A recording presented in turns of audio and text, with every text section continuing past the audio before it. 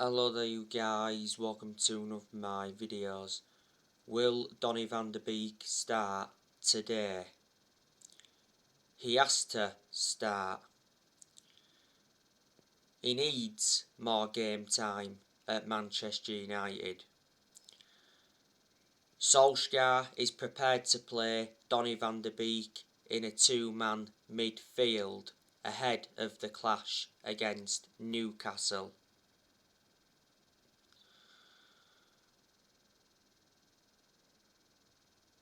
Van de Beek recently told Solskjaer his best position. Van de Beek reckons he will be best served as a number 6 or a number 8. He actually played as a number 10 at Ajax. Earlier on this week, Donny van de Beek spoke about his Man United future in an exclusive interview with Rio Ferdinand. Van de Beek admitted that he's prepared to keep fighting to earn his place in the Manchester United team and to remain in the plans of Ole Gunnar Solskjaer. Van de Beek's agent has done a lot of talking. He did confirm that the player held talks with Everton over a move. He also said the return of Ronaldo is bad news for Van de Beek, and his agent fired a warning shot to Man United: play him in the Premier League or lose him. The other week, Van de Beek's agent said that Van de Beek will succeed at Man United and prove his doubters wrong at Man United this season.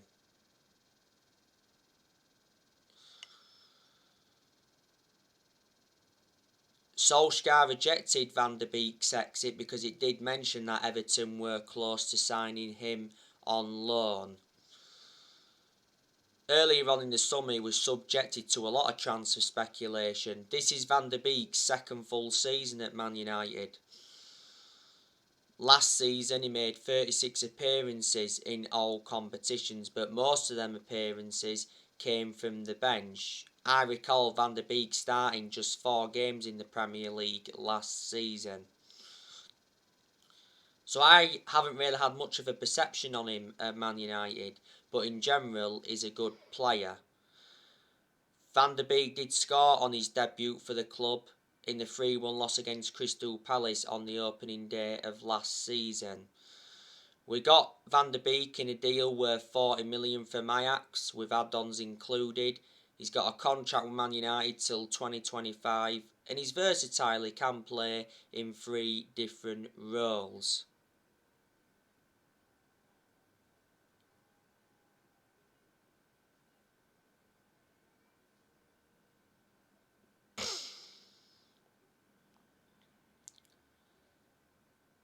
Now obviously you know the news on Cristiano Ronaldo. In Solskjaer's press conference ahead of this game against Newcastle, Solskjaer confirms that Ronaldo will definitely play against Newcastle. Ronaldo did admit that he'll pressure Solskjaer to start him against Newcastle. Earlier on this week, he said Ronaldo's debut could have been delayed because Ronaldo had to isolate for 5 days.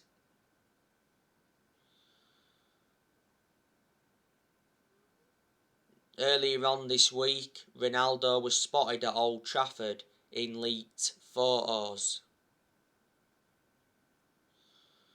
And was it on Wednesday, Ronaldo arrived at Man United's training ground in his 170,000 Lamborghini.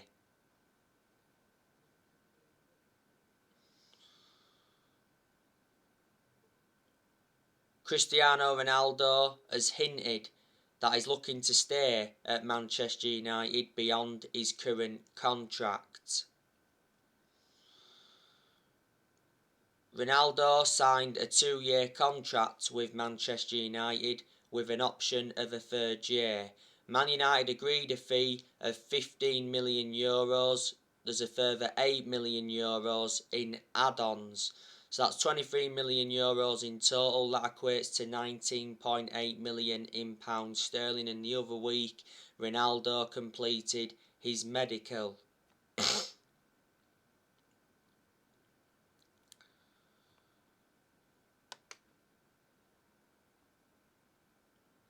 Ronaldo is Manchester United's new number 7.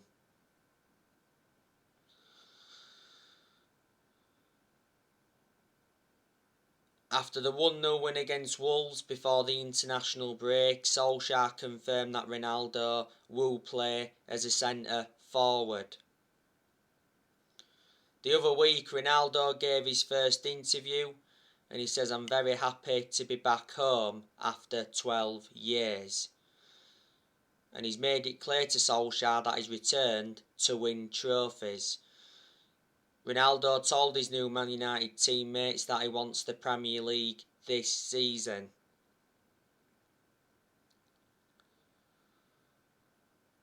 I can assure Ronaldo's going to do very well in his second spell, despite him being the age of 36.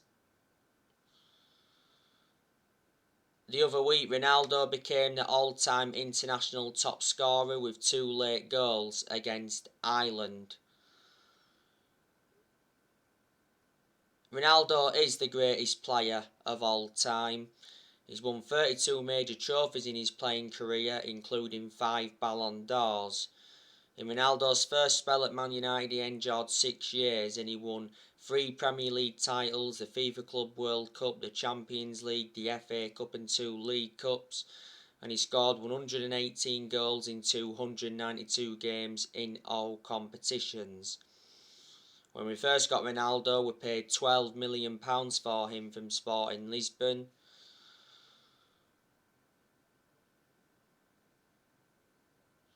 Sold him to Real Madrid in 2009 for £80 million. He endured like 10 years at Real Madrid, so he was a long-serving player for them. And Juventus got him in 2018 for £88 million. He endured 3 years at Juventus. His current contract at Juventus was due to expire next year. Ronaldo scored over 780 goals for club and country.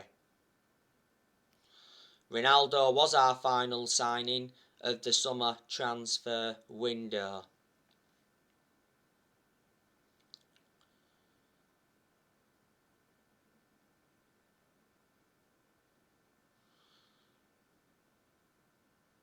Next year, I'm hoping that Manchester United can sign a midfielder. We failed to sign a midfielder when the summer transfer window was open. Now obviously, you know the news on Declan Rice from West Ham.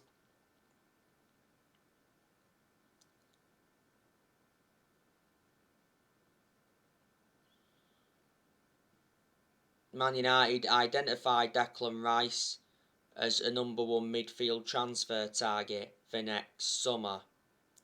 Solskjaer's confident on the Declan Rice transfer.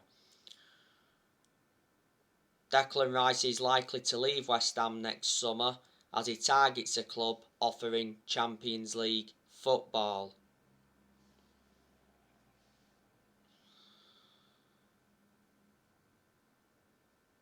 Chelsea are not in for him, they're looking at other targets, so that's a boost for Man United.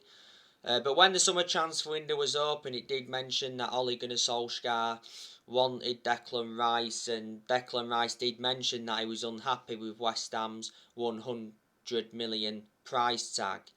Rice has rejected a few contract offers at West Ham. He's got 3 years left on his current contract at West Ham.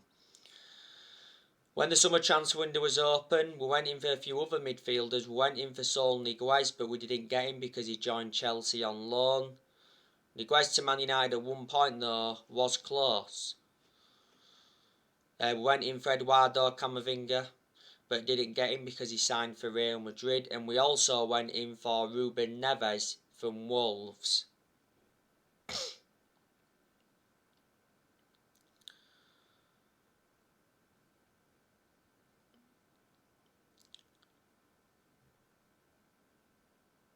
Man United did enjoy a good summer transfer window. We made 4 signings. We brought Tom Eaton in on a free from Aston Villa, brought Jadon Sancho in from Borussia Dortmund, brought Rafael Varane in from Real Madrid, and we re-signed Ronaldo after 12 years. And we spent around 140 million. And Solskjaer did receive the backing he deserved, which was good to see, because Ollie wasn't backed enough for such a long time. John Murtough, he backed Solskjaer. John Murtough is our director of football. And we made the right decision getting our director of football in, because I did mention that's one of the structural changes we needed at the club. Darren Fletcher also backed him. We made the right decision recommending Darren Fletcher back in. And surprisingly, our owners, the Glazers, had backed Solskjaer only because they'd been persuaded to. We only managed to sell one player in the summer transfer window, and that was Daniel James. We sold him to Leeds for 25 million. He signed a 5-year contract with Leeds, and he'll wear the number 20 shirt at Leeds. Daniel James will get a lot more opportunities at Leeds though than he did at Manchester United.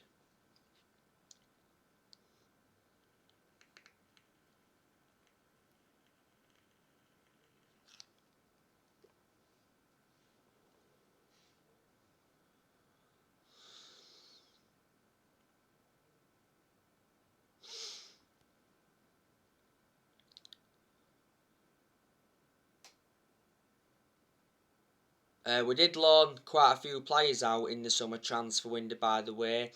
We loaned Brandon Williams out, loaned Ethan Laird out, loaned Andres Pereira out, loaned Axel Tuanzebe out, loaned Facundo Pellistri out, and we loaned Tahith Chong out. I'm expecting Manchester United to offload players in January, and I'm expecting us to offload players next summer. So the players that Man United have got to offload next year, we've got to offload Martial, because he isn't good enough to represent the club. Don't forget, Martial rejected the chance to join Lyon on loan on deadline day. We've got to offload Juan Mata next year. We should have offloaded him in the summer transfer window. Juan Mata's current contract expires at the end of this season, because earlier on this year he signed a 1-year contract extension. We've also got to offload Nemanja Matic next year, got to offload Fred, got to offload Phil Jones, got to offload Diego Dalot. I'd say we've got to offload Lindelof as well, because I've got my reservations about him. If Donny van de Beek isn't getting enough game time up until next year, then I'd say offload him. Cavani, I'm expecting him to leave probably at the end of the season. I can't say I really want him to leave, because he has made an impact since he's come in. Jesse Lingard, he's another one I want us to offload next year. I'm disappointed that we didn't offload him in the summer transfer window. I recently gave you the news on Lingard. Earlier on this week, reports said that Lingard rejected a new contract offer at Man United over playing time concerns. Despite Lingard being in last year of his deal, Lingard snubbed a return to West Ham in the summer.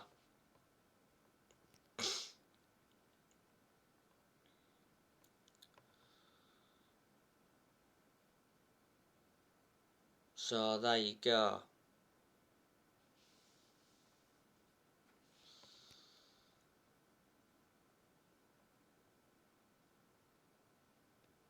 Manchester United have got a very, very good squad now. And don't forget, not so long ago, Solskjaer told his Man United squad that it's better than the 1999 treble winning team that Ole was part of. It's a title winning squad, so the time for excuses is over. You know, we've got the best player in the world in Ronaldo. We've got Jadon Sancho, that's good. I reckon Jadon Sancho's going to do really well at Man United, providing that Solskjaer uses him right. I'm expecting Sancho to start today against Newcastle. Recently had a knock. Sancho made his first Premier League start in the 1-0 win against Wolves before the international break. Couldn't really get in that game though. We got Sancho in a deal worth 78 million with add-ons included. He's under contract with Man United till June 2026. There's an option of a further year. Sancho to Man United was confirmed on the 23rd of July. Jadon Sancho did enjoy 4 good years at Borussia Dortmund, so I'm convinced that Man United will replicate what he did in his 4 years at Dortmund. We've got Raphael Varane, very, very good. Raphael Varane is regarded as one of the best centre-halves in the world. He's highly experienced and he's got a very good pedigree as a player because Varane won a lot of trophies when he was at Real Madrid. Varane was a long-serving player at Real Madrid. He enjoyed 10 years with them. But what a fantastic centre-back partnership that is, Varane and Harry Maguire. They'll complement each other very well. Varane did very well on his Manchester United debut in the 1-0 win against Wolves before the international break. He made key clearances and he was well composed. Varane to Manchester United was official just before kick-off against Leeds, which was the opening day of the season. We got Varane for a reasonable fee, got him in a deal worth 41 million with add-ons included. Man United paid 34 million up front. Varane signed a 4-year contract with Man United. There's an option of a 5th year.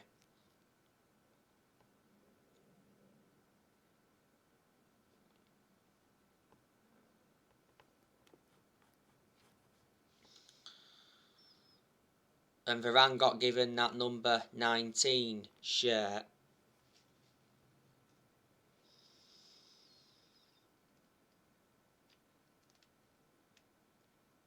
Tom Heaton, decent goalkeeper. Obviously brought him in as a backup. To Tom Heaton's credit, he did really well throughout pre-season. Got Tom Heaton on a free from Aston Villa. He signed a 2-year contract with Man United with an option of a 3rd year. I still highly rate David De Gea, despite him making a lot of mistakes in the last couple of years.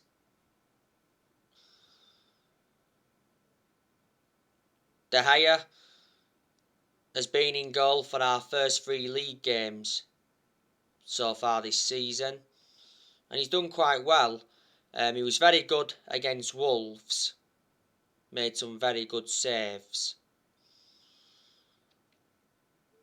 We know De Gea is obviously staying at Manchester United for this season because earlier on in the summer, De Gea decided to cut short his holiday by 2 weeks to fight for the starting place, and De Gea mentioned he was determined to fight for his Man United future.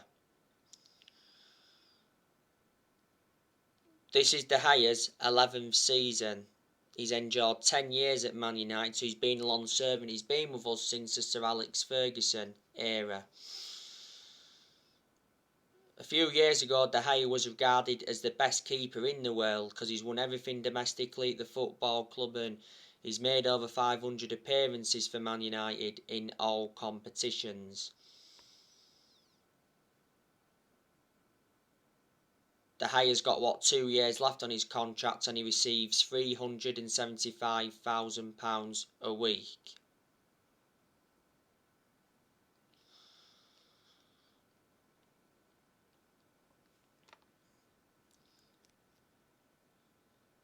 Dean Henderson, I think he's a very, very good goalkeeper. Dean Henderson has been unavailable because he was recovering from COVID. Henderson is close to returning. Henderson did well in a lot of the games he was in goal for last season. Henderson has got that experience behind him because he enjoyed 2 successful loans with Sheffield. He's also had other loan spells before Before the start of last season, Henderson signed a 6-year contract with Man United, so reflecting on that, he committed his future to the club. You know, we've got Harry Maguire, decent centre-half. He's had his good games at Man United, he's also had his bad games. Like I said, we should get the best out of him now because Varane's alongside him. Towards the end of last season, Maguire was a big miss because he had ligament damage in his ankle. We overpaid for Maguire though, got him in a deal worth 80 million from Leicester. He's the most expensive centre-half in the world at the moment and the second most expensive signing at the club behind Pogba. Eric Bailly, you know, he's a decent centre-half. The element of concern about Eric Bailly is injury prone, so in that aspect is a liability. Towards the end of last season, Man United gave Eric Bailly a new contract. Bailly signed a new contract with the club till 2024. There's an option of a further year. Earlier on in the summer, it said Bailly's future was in doubt following the arrival of Raphael Varane. But like I said, I keep Bailly as a backup, so if Varane or Maguire get injured, then Bailly is the plan B. We've obviously got other centre-halves in the team, but obviously I prefer Bailly ahead of, you know, Lindelof and Phil Jones.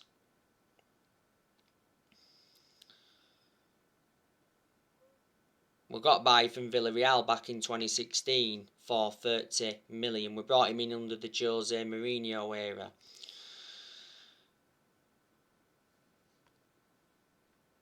Wan-Bissaka, you know, he's a very, very good right back. He's one of the best right backs we've had since Gary Neville. Defensively, he's always been superb. I think there's still aspects of Wan-Bissaka's game that's got to improve. He's got to get forward more, maybe his crossing's got to improve, and I think his positioning has to improve a bit more. This is Bissaka's third full season at Man United. We got him in a deal worth 50 million from Crystal Palace back in the summer of 2019. You've got Luke Shaw, very, very good left back. He's enjoyed a pretty good start to this season. He was superb last season. In fact, last season, Luke Shaw was the best left back in the Premier League. Luke Shaw's been our first choice left back for a while. He still remains our first choice left back despite the arrival of Tellez last year.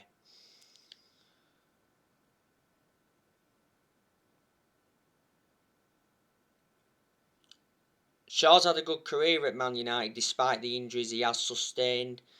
Shaw's been at Man United now for like 7 years, so he's been a long-serving player. We are in the process of extending Luke Shaw's contract.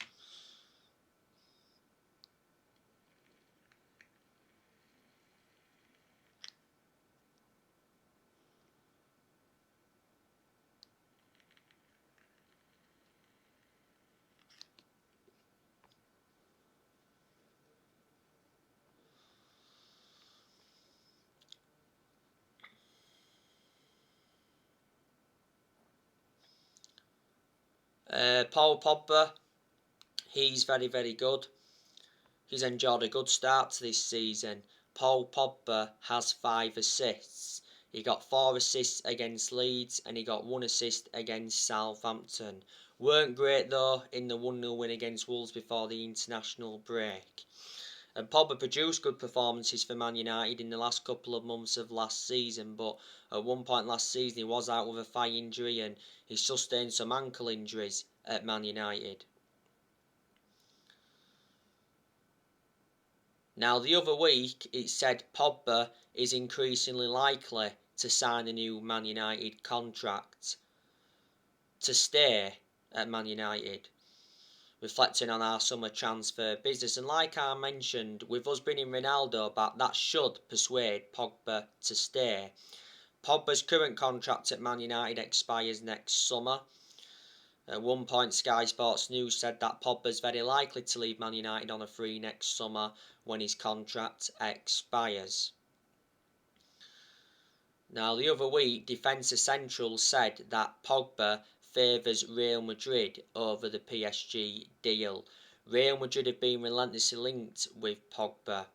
Was it a couple of years ago? Pogba said he's seeking for a new challenge and he spoke about Real Madrid and Zinedine Zidane. Tuto Sports said the other week that Juventus want to re-sign Paul Pogba. Pogba did enjoy 4 good years with Juventus before he rejoined Man United. But was it before the start of the season it said that Pogba is set to join PSG on a free next summer, because PSG are pushing to sign him next summer, and it did mention that PSG are prepared to offer Pogba £510,000 a week in wages to prize him away from Man United. PSG couldn't get him in the summer transfer window of this year because they got Lionel Messi.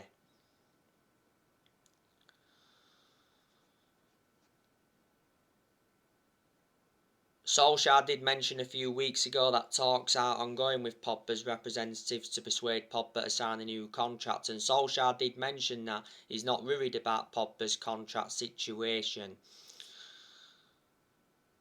Sky Sports News said, was it before the start of the season, that Pogba sees a long-term future at Man United but may wait on the contract extension. Before the start of the season, Pogba rejected a new Man United contract. Solskjaer did reveal though that he had positive talks with Pogba over his future.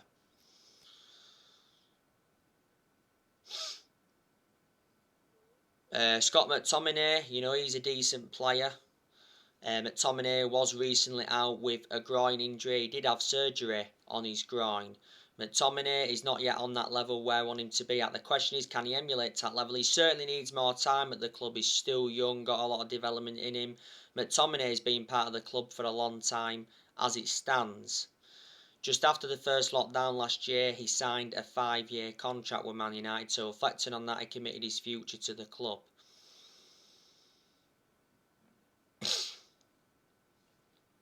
Bruno Fernandes, obviously, he's a world-class player. He's one of our best players, and he's one of the best signings we have made since Ferguson retired. Bruno Fernandes got his first Man United hat-trick in the 5-1 win against Leeds on the opening day. In most of Bruno Fernandes' games at Man United, he's been very consistent. There's been a few games though where he has looked off the pace. Solskjaer wants a new contract for Bruno Fernandes. Fernandes has got a contract with Man United till 2025. There's an option of a further year.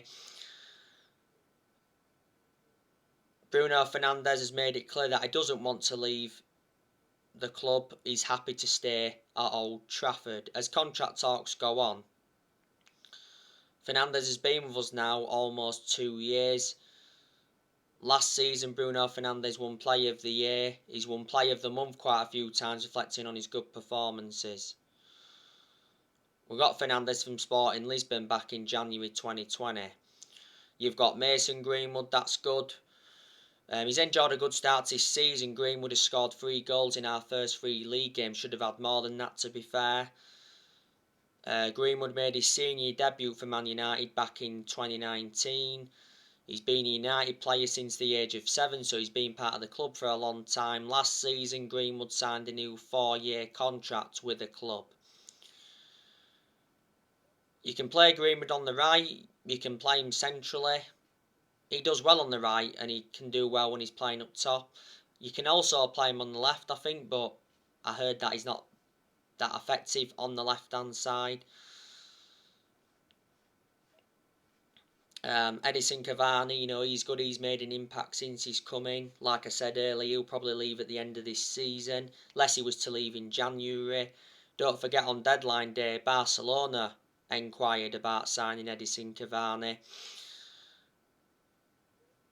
Barcelona were in advanced talks, but Fabrizio Romano did say that Cavani would not join Barcelona and he would not leave Man United in the final hours of the transfer market. Back in May, Cavani signed a 1-year contract extension with Man United. He receives £250,000 a week. Cavani's got a good pedigree behind him.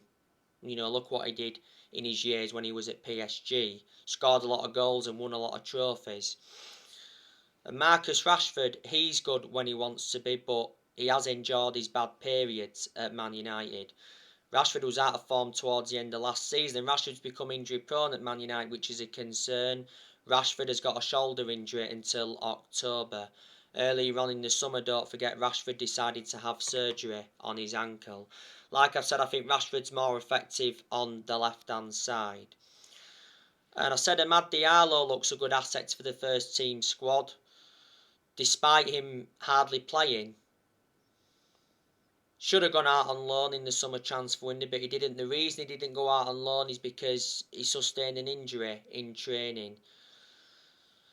So he said he was out for 6 weeks. Romano did mention that Feyenoord were close to signing Amad Diallo on loan until the end of the season. And Ilanga, he looks a good asset to the first team squad, even though he's barely played. So anyway, guys, I'll be on for the match reaction at tea time. Drop your comments, likes below on the channel if you do consider subscribe as always, and take care. God bless, and I'll see you all again very, very soon.